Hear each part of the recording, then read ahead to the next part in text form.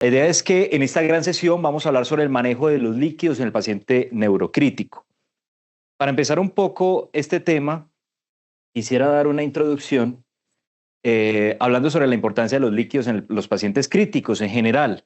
Todos los pacientes críticamente enfermos van a necesitar algún tipo de aporte de líquidos durante su enfermedad globalmente. Hay dos maneras clásicas de administrar los líquidos. Es uno la vía oral, que tiene una intención diferente, y la otra es la vía intravenosa, que es usada principalmente para la reanimación de pacientes que están en estado de choque, para la corrección de déficit de volumen o para el mantenimiento del volumen una vez los pacientes estén estabilizados. En el paciente neurocrítico existe unas consideraciones importantes en el manejo de líquidos, ya que en el paciente neurocrítico las lesiones secundarias son fácilmente accesibles por parte del personal de salud. Es decir, un mal balance de líquidos puede llevar a una lesión secundaria cerebral, y es por esto que vemos en esta gráfica que en la prevención de lesiones secundarias, el estado de volemia del paciente juega un papel fundamental, siendo la hipovolemia y la hipervolemia estados causantes de lesión secundaria. Idealmente en un modelo que aún no tiene una demostración muy clara, pero que tiene alguna evidencia específica, es que la euvolemia se ha visto una mejor relación en desenlaces neurológicos con este tipo de pacientes. De igual manera, este gráfico es para recordar que los estados de movimiento del agua a nivel cerebral van muy correlacionados con cómo se comporta el sodio en este tipo de pacientes. Estados de hiperosmolaridad, estados de osmolaridad normal y estados de hipososmolaridad son situaciones que vemos muy frecuentemente en los pacientes neurocríticos. Los movimientos de sodio en ellos, a través del desarrollo de enfermedades como el SIADH, cerebros perdedores de sal, o estados como la hipovolemia, estados de hipotensión, estados de choque adicional, facilitan que la osmolaridad se pierda, y lo ideal es mantener a estos pacientes en unos estados de osmolaridad normal o en unos estados de hiperosmolaridad si la situación clínica así lo amerita, por supuesto. De esta manera, los objetivos del manejo de líquidos en estos pacientes serán mejorar y optimizar el flujo de sangre al cerebro y la entrega de oxígeno al tejido cerebral, teniendo en cuenta dos características importantes de este tipo de pacientes, y es que la administración de líquidos puede impactar directamente el flujo cerebral, y la otra consideración es que en los pacientes neurocríticos la pérdida y la capacidad de autorregulación y el daño de la barrera hematoencefálica también juegan un papel fundamental. Esta gráfica ya la conocemos, la vimos en la clase pasada de cuidados en pacientes neurocríticos, y es la gráfica de regulación del flujo de sangre-cerebro. Recordemos que el flujo de sangre-cerebro tiene un proceso de autorregulación donde a presiones medias establecidas entre 50 y 150, los vasos sanguíneos del cerebro son capaces de regular los cambios de presión en cuestiones de 1 a 10 segundos, logrando mantener un adecuado aporte de flujo cerebral. Cuando sobrepasamos estas capacidades de autorregulación, entonces es que vienen los aumentos de presión intracraneal, es que vienen los episodios de hipotensión, pérdida del aporte del oxígeno, aumentos de la presión intracraneal. Y esto es para que lo tengamos muy presente, porque en los pacientes neurocríticos esta pérdida de autorregulación también se ve con regular frecuencia. La presión de perfusión cerebral va a estar determinada por dos cosas importantes. Una es la presión arterial media y la otra es la presión intracraneana. La presión de perfusión cerebral será entonces igual a la presión arterial media menos la presión intracraneana. De esta manera, la presión de perfusión cerebral es insuficiente si tenemos cambios en alguna de estas dos variables. Si tenemos hipotensión, vamos a tener entonces una mala presión de perfusión cerebral, y si tenemos aumento de la presión intracraneana, de igual manera vamos a impactar en la presión de perfusión cerebral, aumentando el daño primario. Entonces, el mantenimiento de una presión cerebral óptima es crucial en el manejo estándar, objetivo en pacientes primordialmente de trauma, dados por la Brain Trauma Foundation, de las guías del 2016, que es la última actualización, idealmente entre 50 y 70 milímetros de mercurio.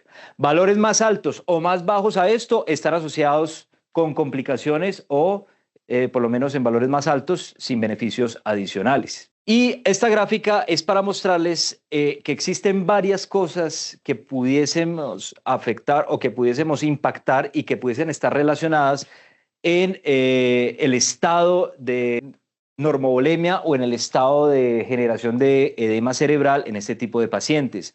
Tenemos que la función cardíaca, el tono vascular y la permeabilidad son situaciones que son fundamentales y a pesar de que en muchas de ellas, en otras sí, pero en alguna de ellas no podemos impactar directamente, sí tenemos estrategias para impactar de forma indirecta y lograr compensar de forma clara estas variables y evitar lesiones secundarias, generación de edema cerebral, generación de hipotensión. Después de esta breve introducción, entonces nos planteamos la primera pregunta de forma práctica que quizás nos hemos hecho todos alguna vez en el manejo de los pacientes neurocríticos y es ¿qué tipo de líquidos debemos usar entonces en la reanimación inicial? Aquí van dos preguntas. Y en el mantenimiento en el paciente neurocrítico. Entonces nos hacemos una divergencia, es cristaloides o coloides. De esta manera nos remitimos entonces a la guía de la Sociedad Europea de Cuidado Intensivo, que fue publicada en el 2018 y es prácticamente uno de los únicos consensos que hay en el manejo de líquidos en el paciente neurointensivo.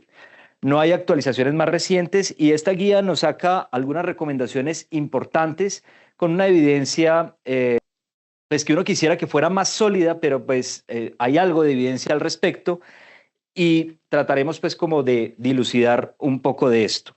Es importante aclarar que el tema per se dificulta en el sentido de que el paciente neurocrítico, cuando uno le dicen paciente neurocrítico, uno quizás pueda pensar en unas 4 o 5 patologías claves. El paciente neurocrítico es aquel que tiene un ACV isquémico, es aquel que tiene una hemorragia subaracnoidea, es aquel que tiene un trauma craneoencefálico y a veces con la evidencia disponible es difícil saber qué tipo de pacientes entonces se benefician más de alguna terapia u otra. Tenemos evidencias específicas para algunos tipos de pacientes y para algunas enfermedades neurocríticas, pero para otras la evidencia no es muy clara y quizás necesitemos pues como meternos más en esa área del conocimiento, pero lo que hacemos es extrapolar lo que hay de evidencia en algunas patologías y tratar de extrapolarla en las otras patologías que quizás no tengan tanta evidencia. De esta manera, en el manejo general de líquidos en pacientes neurocríticos, la guía arroja varias recomendaciones y quisiéramos enfocarnos para tratar de responder esta pregunta, y es que la guía per se ya recomienda usar cristaloides como líquidos de mantenimiento preferidos como una recomendación fuerte y usar cristaloides como primera línea de resucitación en hipotensión con una recomendación débil. ¿De dónde parte entonces esta situación? Tratar de diferenciar si los pacientes se benefician más de aporte de cristaloides o de aporte de líquidos coloides. Tenemos este primer estudio piloto publicado en el 2006, se llamó el estudio ALIAS. Este estudio fue un piloto fase 1 y trataron de probar 6 niveles de dosis de albúmina, de 0.34 a 2.05 gramos por kilogramos. No hubo cegamiento, no se comparó con un grupo placebo y el objetivo principal fue verificar la seguridad y la tolerabilidad de la albúmina al 25% en pacientes con accidente cerebrovascular isquémico agudo. Tenemos una primera patología y con eso poder ver si podían avanzar en otros estudios adicionales.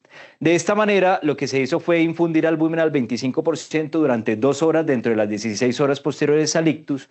Hicieron un monitoreo continuo de signos vitales, función neurológica y cardíaca y evaluaron a 3 meses con escalas clínicas como el NIHCS, el ranking modificado y el índice de Bartel. Lo que encontraron fue que a nivel de signos vitales no hubo alteraciones con el tratamiento, es decir, con el aporte de albúmina no hubo cambios drásticos o por lo menos cambios que les preocuparan a nivel de los signos vitales. Y dentro de los efectos fisiológicos se encontró que había un aumento dosis dependiente de albúmina plasmática y una hemodilución leve que se observaba en un pico máximo entre 4 y 12 horas. De igual manera, cuando hablamos de eventos adversos, vemos que el edema pulmonar leve o moderado se ocurrió en el 13.4% de los pacientes y esto lo lograron manejar fácilmente con diuréticos, lo describen, y en el grupo tratado con alteplasa, solo uno de los 42 pacientes de este grupo presentó hemorragia intracraneal sintomática correspondiente a un 2.4% de los pacientes. De esta manera concluyen que la albúmina al 25% en dosis de hasta 2.05 gramos kilogramo fue bien tolerada, que no había afectaciones en la seguridad con el trombolítico y que los resultados apoyaban continuar con el avance de estos estudios y ver su eficacia en pacientes con ACV isquémico agudo. De esta manera, hacia el 2013, entonces sale el alias parte 2, donde evaluaron si la administración de albúmina al 25% dentro de las 5 horas, el pasado era 2, en este 5, lo alargaron un poco más, posteriores al ictus mejoraron el resultado funcional a 90 días en pacientes con ACV isquémico. Hicieron un ensayo clínico fase 3, fue aleatorizado, doble ciego, controlado con placebo, y aquí ya incluyeron 841 pacientes, 89 centros en Estados Unidos, un grupo experimental que se le infundió albúmina al 25% hasta 2 gramos kilogramos, máximo 750 ml, y el grupo control que se le administró solución salina isotónica. Y lo que hicieron fue evaluar la funcionalidad a los 90 días con la escala Rankin modificada y el NIHCS. Incluyeron los pacientes que tuvieron el ACV isquémico confirmado, un NIHCS mayor de 6 y que el inicio del tratamiento hubiese sido dentro de las primeras 5 horas. Esta fue la aleatorización de los 848 pacientes, solo quedaron 841. La línea de características de los pacientes es muy similar entre ambos grupos, tanto el de la albúmina como el de la solución salina, y lo que encontraron es que de estos pacientes no hubo diferencias en la recuperación funcional a los 90 días entre albúmina y placebo, un 44 versus 44%, y cuando hablamos de eventos adversos hubo mayor incidencia de edema pulmonar, un 13% versus 1% en el grupo de albúmina, y un mayor riesgo de hemorragia intracraneal sintomática, un 4% versus un 2%. De esta manera, el estudio fue detenido por futilidad, ya que encontraron que la albúmina no mostró ningún beneficio significativo, concluyendo entonces que la albúmina al 25 no mejoró los resultados clínicos en esta población de pacientes con ACV isquémico. Aparentemente tuvieron un mayor riesgo de edema pulmonar y hemorragia intracraneal, y que requeriríamos entonces nuevas estrategias para la neuroprotección en pacientes con ictus isquémico. Luego, en el 2013 sale este estudio sobre los efectos, donde querían evaluar el efecto de los coloides y los fluidos balanceados en pacientes, pero ahora con hemorragia subaracnoidea aneurismática, y ver cuál era su impacto. Este fue un análisis retrospectivo por emparejamiento por puntuación de propensión. Se incluyeron 413 pacientes, un grupo 1 recibió coloides, el otro grupo no recibió coloides, y el análisis secundario fue evaluar también cómo el balance positivo en este tipo de pacientes que ya es con hemorragia subaracnoidea aneurismática impactaba en su funcionalidad. Entonces, déficit neurológico isquémico tardío, infartos tardíos y discapacidad funcional. Los evaluaron con estas escalas. De esta manera, entonces, esta es la tabla de cómo distribuyeron los pacientes y cómo hicieron el match de propensión. Y lo que vemos es que los pacientes, en términos de resultados, no hubo ninguna diferencia que fuera significativa entre los grupos que se le administró coloides y los grupos que se le administró soluciones no coloides. No se asoció con menor incidencia de infarto tardío. Los pacientes con vasoespasmo severo tuvieron más infartos con un balance negativo. Con balances positivos tuvieron mayor estancia en UCI, y los coloides aparentemente se asociaron con peores puntajes del NIHCS, con una P estadísticamente significativa, y los balances positivos se asociaron con peor funcionalidad. Pareciera lógico y obvio. Sin embargo, bueno, y concluye pues que la administración de coloides y la inducción de un balance hídrico positivo podrían estar asociados a peores resultados en grupos específicos de pacientes.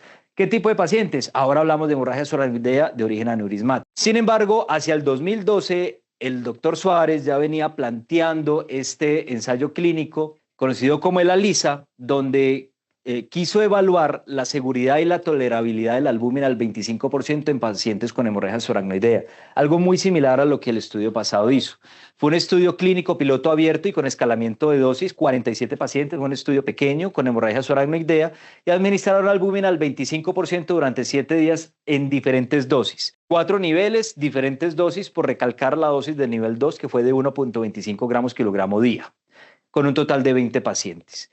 Evaluaron la seguridad al determinar la dosis máxima tolerada en base a la insuficiencia cardíaca grave o reacción anafiláctica. Ese fue el objetivo del estudio, ver qué tanto estos pacientes toleraban las dosis de albúmina y ver si era segura o si se podía seguir administrando. Y evaluaron la funcionalidad a los 3 meses. Con ese estudio pequeño, miren que el Tier 2 o el nivel 2, que fue el albúmina al 1.25, los pacientes aparentemente tenían mucha mejor recuperación, en un 85%. En el Tier 2 tenían mejores resultados a 90 días, que era lo que se planteaba en escalas de funcionalidad, y encontraron entonces que dosis hasta 1.25 gramos kilogramo por 100 días fueron bien toleradas y con resultados funcionales que mejoraron principalmente en el grupo 2 de 1.25 gramos, concluyendo que aparentemente esta dosis de albúmina pudiese ser segura y bien tolerada en pacientes con hemorragia subaracnoidea, y tratan de insinuar que entonces pudiese tener también la albúmina un factor potencial neuroprotector. De esta manera, el grupo de investigación de cuidados neurocríticos de la Fundación Valle de Lili, donde incluimos al doctor Mejía, al doctor Martínez, que son intensivistas de nuestra institución, se lanzaron con este estudio donde publicado en el 2023, donde quisieron evaluar cuál es el impacto de un protocolo de manejo hemodinámico basado en la evaluación cardíaca inicial, permitir balances negativos de líquidos, que era una situación que no se veía anteriormente en el manejo de estos pacientes, usando una infusión continua de albúmina como principal terapia de fluidos durante los primeros 5 días en la unidad de cuidados intensivos, con el objetivo de mantener la estabilidad hemodinámica, prevenir eventos isquémicos o complicaciones relacionadas con la hipovolemia y la inestabilidad circulatoria. De esta manera fue un estudio cuasi experimental con un grupo de control histórico, es decir, cogieron una corte de pacientes a los cuales se le aplicaba el protocolo previo de manejo de la hemorragia subaracnoidea, que era lograr balances positivos, colocar líquidos lo más que se pudiera para mantener balances positivos y evitar que estos pacientes tuviesen algún estado de hipovolemia o de balances negativos. Fueron adultos con hemorragia subaracnoidea ingresados en la unidad de cuidados intensivos de un hospital universitario de tercer nivel. Se incluyeron 189 pacientes, un grupo control, pacientes tratados entre 2011 y 2014, o sea, antes de este protocolo, y el grupo de intervención 2014-2018, que se trató bajo este protocolo. Lo que se evidenció entonces, habla uno de las características de los pacientes, tanto de todos los pacientes, el histórico, antes de este protocolo y los pacientes que se incluyeron en este protocolo de albúmina. De esta manera, lo que vemos es que los resultados parecieran ser más favorables en el grupo de intervención en cuanto a eventos cerebrales isquémicos tardíos y eventos cerebrales isquémicos tardíos y muerte en UCI con P estadísticamente significativas, favoreciendo el grupo de intervención. Miremos que en este gráfico, donde se evidencia con la línea continua de este color azul, son pacientes que desarrollaron eventos, isquemias tardías, y la línea roja son pacientes que murieron. La línea punteada son los pacientes, la línea seguidilla es de pacientes a los cuales se les aplicó el protocolo previo, y la línea puntada es la que se aplicó a los pacientes con la infusión. Miren que para eventos isquémicos tardíos, los pacientes que se les aplicó el protocolo de albúmina tuvieron menor incidencia de eventos isquémicos tardíos, y en cuanto a mortalidad vemos que quizás se ve en la gráfica que fue algo similar, sin embargo tiene una P estadísticamente significativa en reducción de mortalidad, y vemos que al día quizás 12 la mortalidad se dispara en los pacientes que se les aplicó el protocolo, pero con una P no estadísticamente significativa. De esta manera también quería mostrarles cuál fue el aporte de líquidos total en los pacientes al día 5. Los pacientes que se les aplicaba el protocolo previo antes de la albúmina habían recibido en total un promedio de 16.8 litros, a diferencia de los pacientes que se manejaron con albúmina, donde el promedio de aporte de líquidos durante todo el proceso de reanimación en los 5 primeros días fue de 11 litros.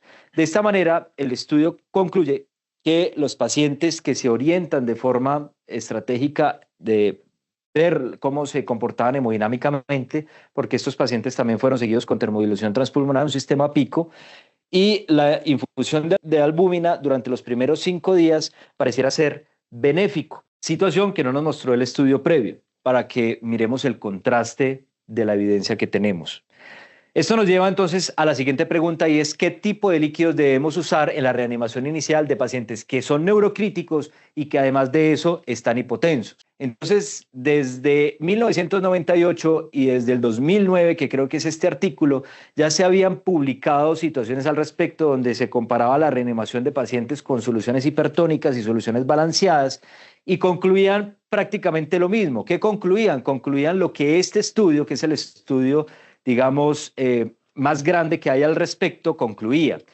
En este estudio se quiso, es un ensayo clínico aleatorizado doble ciego, se incluyeron 229 pacientes y se quiso ver si la resucitación prehospitalaria con solución hipertónica mejoraba el resultado neurológico a los 6 meses en comparación con fluidos convencionales en pacientes que presentaban trauma craneoencefálico severo. Aquí los pacientes recibieron 250 ml una solución salina al 7.5%, 114 de ellos, o 250 ml solución de lactato de Ringer, 115 de ellos, ese fue el grupo de control.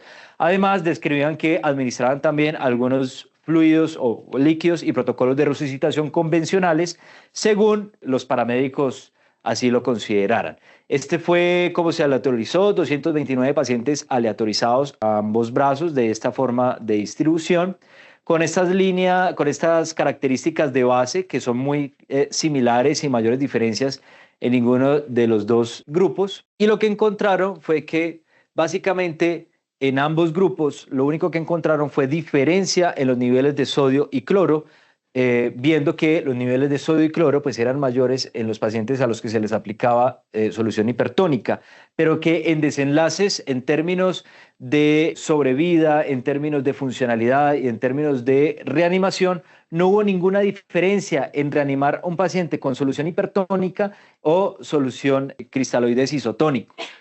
De igual manera, vemos que la sobrevida, las escalas de funcionalidad, todo fue igual para ambos grupos y a los 6 meses tampoco hubo ninguna diferencia que fuese estadísticamente significativa. De esta manera, este estudio concluye que los pacientes que cursan con hipotensión y trauma craneoencefálico severo, que reciben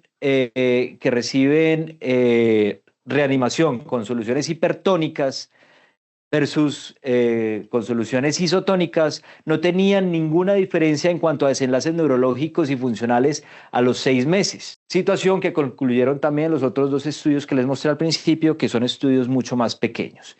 Y más recientemente, en octubre del 2024, se publica este artículo que trata de recopilar los artículos más importantes en cuanto al manejo de líquidos de pacientes neurocríticos y concluyen, entonces miren que se incluyeron los estudios de pacientes que tenían trauma craneoencefálico y estudios de pacientes que tenían hemorragia subaracnoidea aneurismática y concluyen que los cristaloides isotónicos, salina o balanceados, no especifican cuáles son preferidos sobre los coloides, especialmente el Geta-Starch por su menor riesgo de daño renal y posible beneficio en mortalidad. Y consideran que en lesión cerebral, es decir, que o trauma craneoencefálico, hemorragia subaracnoidea, los datos son limitados, pero sugieren una mayor mortalidad con cristaloides balanceados en lesiones cerebrales y que deberíamos tener estudios futuros para evaluar el impacto y la composición de los líquidos en este tipo de pacientes neurocríticos. De esta manera, para resumir estas primeras preguntas importantes, la guía del 2018 de la Sociedad Europea nos resume entonces que se deben usar cristaloides como líquidos de mantenimiento preferidos, que debemos evitar los coloides, las soluciones hipotónicas están totalmente excluidas en los pacientes neurocríticos, y la albúmina como líquidos de mantenimiento recomendación fuerte, teniendo en cuenta los estudios actuales que tenemos de nuestra institución en el manejo de la hemorragia subaracnoidea aneurismática y la albúmina, que no debemos usar albúmina en dosis altas, 20-25%, definitivamente no en pacientes con ictus isquémico agudo, que debemos usar cristaloides primera línea de resucitación en pacientes neurocríticos y que además de eso están hipotensos y que debemos evitar coloides sintéticos, soluciones hipotónicas con glucosa y albúmina en dosis bajas como líquidos de resucitación en hipotensión como una recomendación fuerte. De esta manera pasamos entonces a responder la siguiente pregunta que quizás todos nos hemos hecho en algún momento y es, ya sabiendo que la recomendación es a favor de los líquidos isotónicos, entonces qué tipo de líquidos cristaloides isotónicos, perdón, a favor de los líquidos cristaloides, qué tipo de líquidos cristaloides isotónicos se prefieren entonces en el paciente neurocrítico, balanceados o solución salina al 0,9%. De esta manera nos remitimos a estudios grandes que tenemos a nivel de pacientes de la unidad de cuidado intensivo, no específicamente de pacientes neurocríticos, y uno de ellos es el estudio SMART. El estudio SMART fue un estudio de 15.802 pacientes críticamente enfermos, aleatorizados en 5 UCIs. Este fue publicado en el 2018, donde lo que se hizo fue dividir en 2 grupos, uno de cristaloides balanceados, donde se les colocó lactato Ringer o Plasma Light, y el otro grupo de solución salina, donde se les aplicó cloruro de sodio al 0,9%. Y lo que quisieron ver fueron eventos renales adversos mayores, muerte, nueva terapia de reemplazo renal o disfunción renal persistente. Lo que concluye, este es el tipo de pacientes que se incluyeron en este estudio, y quisiera recalcar que se incluyeron una población importante de pacientes neurocríticos, principalmente de trauma craneoencefálico, 698 en el grupo de balanceados y 665 en el grupo de salina. Pero entonces este estudio que concluye dentro de los resultados claves es que los cristaloides balanceados tenían un 14,3% más de eventos renales, la solución salina un 15,4% más, y que esto era estadísticamente significativo, diciente que la solución salina al 0,9% aparentemente causaba más eventos renales. Y cuando vamos a hablar mortalidad 30 días, los cristaloides balanceados tenían un 10,3% y la solución salina un 11,1%, con una P que no era estadísticamente significativa. Es decir, en mortalidad 30 días da igual qué líquido le ponga usted a su paciente neurocrítico de cualquier índole. Concluyendo entonces que evidentemente los cristaloides balanceados reducen la incidencia de desenlaces adversos en comparación con la solución salina. ¿Pero qué tipo de desenlaces adversos? Pues principalmente falla renal. Ahora, cuando vamos a ver específicamente en pacientes neurocríticos, nos encontramos entonces que de este estudio SMART se sacó un análisis post-hoc de pacientes con hemorragia solenoidea de ese principal grupo o de ese principal estudio. Entonces, con este estudio quisieron evaluar, sacar una población del SMART grande, y con este estudio quisieron evaluar si el uso de solución salina reduce el riesgo de discapacidad y muerte en comparación con los cristaloides balanceados. Fue un análisis entonces post-hoc del estudio SMART que les acabo de mostrar del New England. Incluyeron 78 pacientes con hemorragia subaracnoidea aneurismática.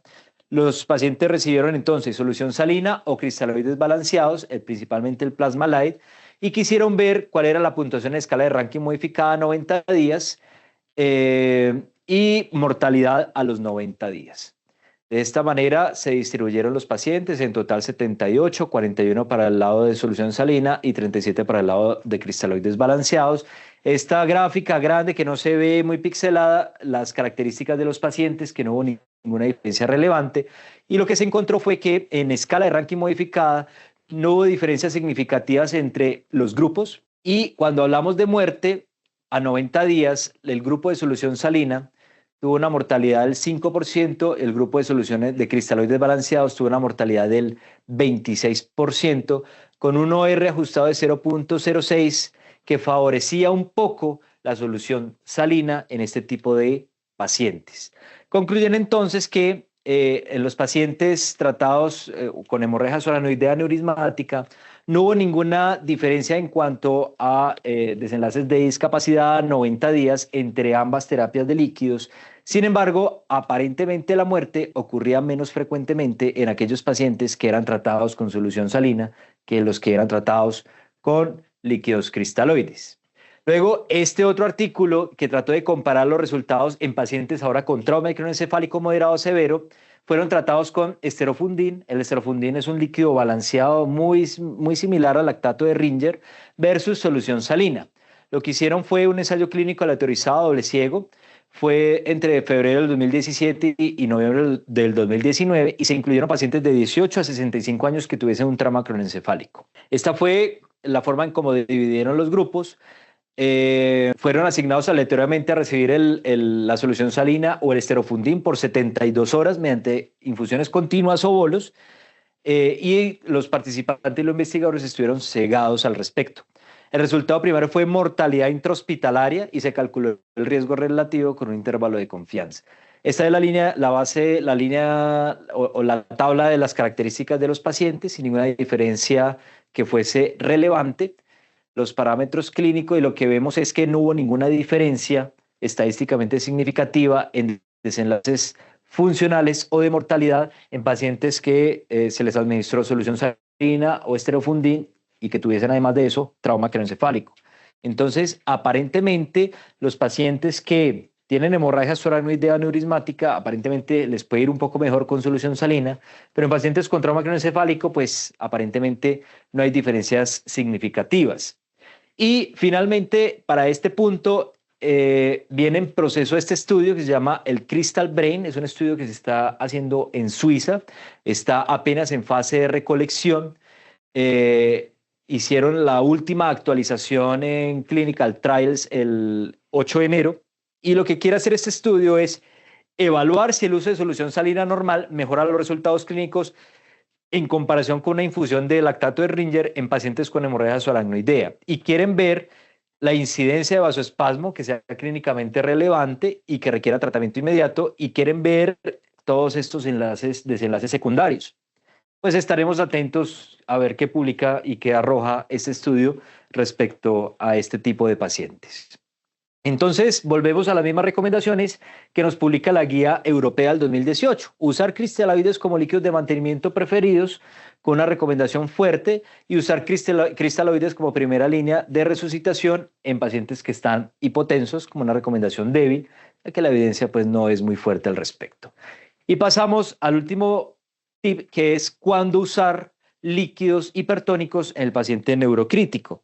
De esta manera nos remitimos entonces a las guías publicadas también por la Sociedad Europea de Cuidado Intensivo, que fueron publicadas en el 2020, sobre el manejo de edema cerebral en el paciente neurocrítico. Cuando vemos las recomendaciones de las guías, entonces también nos especifican según el tipo de patología, y vamos a empezar con el trauma craneoencefálico. Respecto al trauma craneoencefálico, la guía nos recomienda que es preferible, si el paciente tiene evidencia de edema cerebral o aumento de la presión intracraneal, usar preferiblemente solución salina hipertónica por encima de mannitol para el manejo de la presión intracraneal. Esto parte de esta revisión sistemática y metaanálisis que fue publicada en el 2011, que tuvo como propósito comparar la efectividad del mannitol y la solución salina hipertónica para reducir la presión intracraneal en pacientes con traumatismo craneoencefálico. Un metaanálisis de 7 estudios, de los cuales incluyeron 169 pacientes, con resultados primarios de evaluar los cambios en la presión intracraneal desde la línea de base hasta el final de la infusión, y los cambios secundarios evaluarlo a los 30, 60 y 120 minutos tras la infusión, y cambios en la osmolaridad sérica dependiendo del tipo de líquidos que usara. Este fue los estudios que se incluyeron. Solo para recalcar, se usó mannitol y la solución salina hipertónica en la mayoría de los estudios fue al 7.5, 7.45, 7.5, aquí 7.2, 7.5, 7.5, pero todos iban por el orden de por encima de 7%. Cuando vemos los resultados, analizamos que aparentemente a estos pacientes les iba mejor en cuanto a reducción de presión intracraneal si eran tratados con solución salina hipertónica, sin ningún cambio significativo en la osmolaridad, que sería otra situación que pudiese preocupar para el seguimiento principalmente de los pacientes neurocríticos. Aparentemente no hubo diferencias en cuanto a cambios de osmolaridad en pacientes con salina hipertónica y mannitol, concluyendo que la solución salina hipertónica parece ser más efectiva en reducir la presión intracraneal versus el mannitol en pacientes con trauma craneoencefálico. Sin embargo, la guía dice, si usted no tiene disponibilidad de solución salina hipertónica al 7.5%, pues no se preocupe, puede usar mannitol y no hay problema. También va a reducir la presión intracraneana, no se complique la vida. Si solo tiene mannitol, también puede usar mannitol. Cuando hablamos de ACV isquémico, tenemos una recopilación de casi unos 11, quizás casi 15 artículos, todos muy pequeños, de poblaciones muy pequeñas, donde la evidencia quizás global apunta a que no hay ninguna diferencia en ninguna de las dos soluciones cuando tenemos pacientes con ACV isquémico y signos de edema cerebral. No pareciera haber ninguna diferencia entre solución salina hipertónica y manitol.